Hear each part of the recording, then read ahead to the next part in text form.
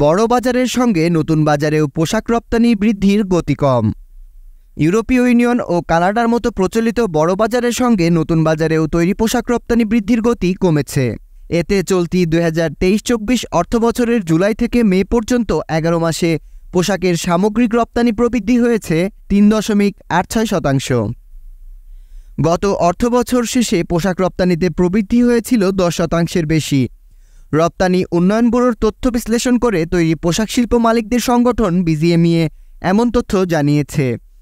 এতে দেখা যায় চলতি অর্থবছরের মে পর্যন্ত $4,385 কোটি পোশাক রপ্তানি হয়েছে।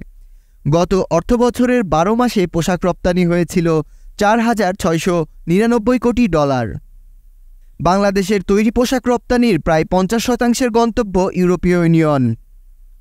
এই বাজারে 2022-23 অর্থবছরে পোশাক রপ্তানিতে প্রবৃদ্ধি ছিল 9.93%।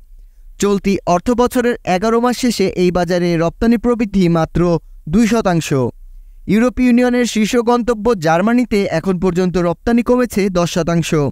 গত অর্থবছর জার্মানির বাজারে রপ্তানি কমেছিল 6.81%। তার মানে জার্মানিতে রপ্তানি পরিস্থিতির আরও অবনতি হয়েছে। ইউরোপীয় ইউনিয়ন ছাড়া কানাডার বাজারেও পোশাক রপ্তানি কমেছে। চলতি অর্থবছরের জুলাই থেকে মে মাসে $138 কোটি পোশাক রপ্তানি হয় দেশটিতে। এই রপ্তানি গত অর্থবছরের একই সময়ের তুলনায় 0.31% কম। যদিও গতবার এই বাজারে পোশাক রপ্তানিতে প্রবৃদ্ধি ছিল 16.5%। এদিকে যুক্তরাষ্ট্রের বাজারে নেতিবাচক ধারা থেকে বের হতে পারছে না বাংলাদেশের তৈরি পোশাক খাত। গত অর্থবছর শেষে এই বাজারে পোশাক রপ্তানি কমেছিল 5.5%। চলতি অর্থবছরের 11 মাসে রপ্তানি কমেছে 3.43%। এ সময়ে দেশটিতে রপ্তানি হয়েছে $747 কোটি পোশাক। আরেক প্রচলিত বাজার যুক্তরাজ্যে অবশ্য পোশাক রপ্তানি কিছুটা বেড়েছে। চলতি অর্থবছরে এখন পর্যন্ত $516 কোটি পোশাক রপ্তানি হয়েছে দেশটিতে। এই রপ্তানি গত অর্থবছরের একই সময়ের তুলনায় 12.34% বেশি।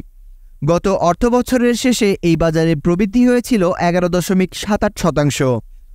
প্রচলিত বাজারে যখন এই অবস্থা, তখন নতুন বাজারেও পোশাক রপ্তানি প্রবৃদ্ধির গতি কমেছে। বিসিএন দেখুন, বাগমার সাথে থাকার জন্য আমাদের চ্যানেলটি সাবস্ক্রাইব করুন।